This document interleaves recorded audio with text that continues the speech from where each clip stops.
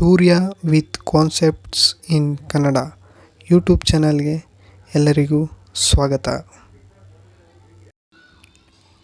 ಎಲ್ರಿಗೂ ನಮಸ್ಕಾರ ಸ್ನೇಹಿತರೆ. ಇವತ್ತು ನಾವು ಹೊಸ ಕಾನ್ಸೆಪ್ಟ್ ಬಗ್ಗೆ ತಿಳ್ಕೊತಾ ಇದ್ದೀವಿ. ಏನು ಅಂದರೆ ಹೊಸಕೋಟೆ ಹಾಂಟೆಡ್ ರೋಡ್ ಇನ್ ಬೆಂಗಳೂರು. ಆ ರಾತ್ರಿಯಲ್ಲಿ ಸುರೇಶ್ ಅನ್ನೋ ಒಬ್ಬ ವ್ಯಕ್ತಿ ತನ್ನ ಕೆಲಸದ ಆಟೋ ಓಡಿಸ್ತಾ ಇದ್ದ. 10 ರಿಂದ 11 ಗಂಟೆ ಆಗಲಿ ತನ್ನ ಡ್ಯೂಟಿ ಮಾಡ್ತಾ ಇದ್ದ. ಡ್ಯೂಟಿ ಮುಗಿದ ಮೇಲೆ ಹೊಸಕೋಟೆ ರೋಡಿಂದ ಅವನ ಮನೆಗೆ ಹೋಗೋಕ್ಕೆ ಪಯಣ ಶುರು ಮಾಡ್ದ. ಮತ್ತೆ ಮುಂದೆ ಸಾಗ್ತಾನೆ. ರೋಡ್ನ ಮಧ್ಯ ಯಾರೋ ಒಬ್ಬಳು ಹೆಂಗಸು ಕೈಯಲ್ಲಿ ಬ್ಯಾಗ್ ಹಿಡ್ಕೊಂಡು ನಿಂತಿದ್ಲು. ಹಾಗೆ ಅವಳು ಸುರೇಶ್ ಆಟೋಗೆ ಕೈ ನೀಡಿ ಲಿಫ್ಟ್ ಕೇಳ್ತಾ ಇದ್ಲು. ಅವನು ಮೊದಲು ಆಟೋ ನಿಲ್ಲಿಸಲ್ಲ, ಆದರೆ ಒಬ್ಬಂಟಿ ಹೆಂಗಸು ಅಂತ ಆಟೋ ನಿಲ್ಲಿಸ್ತಾನೆ. ಮತ್ತೆ ಕೇಳ್ತಾನೆ, ಯಾರು ನೀವು, ಎಲ್ಲಿಗೆ ಹೋಗ್ಬೇಕಂತ ಹೇಳಿ. ಆದರೆ ಆ ಹೆಂಗಸು ಸಣ್ಣ ನಗುವನ್ನು ಕೊಡ್ತಾಳೆ. ಮತ್ತೆ ಸುರೇಶ್ ಕೇಳ್ತಾನೆ, ಯಾರು ನೀವು, ಯಾವ ಕಡೆ ಹೋಗಬೇಕು.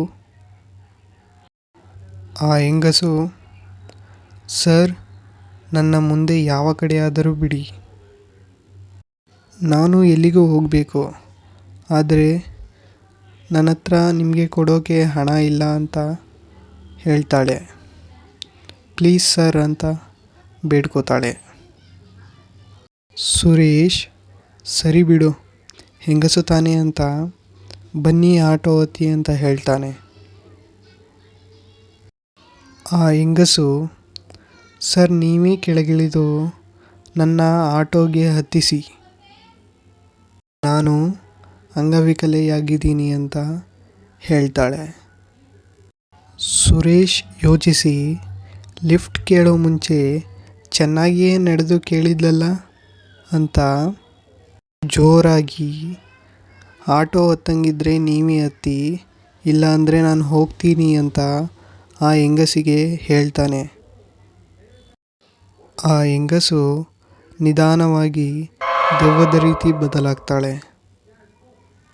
ಸುರೇಶ್ ಭಯಪಟ್ಟು ಆಟೋ ಸ್ಟಾರ್ಟ್ ಮಾಡಿ ಮುಂದೆ ಬರ್ತಾನೆ. ಮತ್ತೆ ಹಿಂದೆ ತಿರುಗಿ ನೋಡ್ತಾನೆ. ಆ ಜಾಗದಲ್ಲಿ ಯಾರೂ ಇರೋಲ್ಲ. ಸುರೇಶ್ ತನ್ನ ಮನೆಗೆ ಸೇರ್ಕೋತಾನೆ. ಮತ್ತು ಅವರ ಕುಟುಂಬದವರಿಗೆಲ್ಲ ಈ ವಿಷಯ ತಿಳಿಸ್ತಾನೆ. ಮತ್ತು ದೇವರಿಗೆ ಕೈ ಮುಗಿದು ತನ್ನ ರೂಮ್ಗೆ ಹೋಗಿ ಮಲ್ಕೋತಾನೆ. ಸೊ ಸ್ನೇಹಿತರೆ, ಇಷ್ಟಾಗಿತ್ತು ಹೊಸಕೋಟೆ ಹಾಂಟೆಡ್ ರೋಡ್ ಇನ್ ಬೆಂಗಳೂರು ಸ್ಟೋರಿ.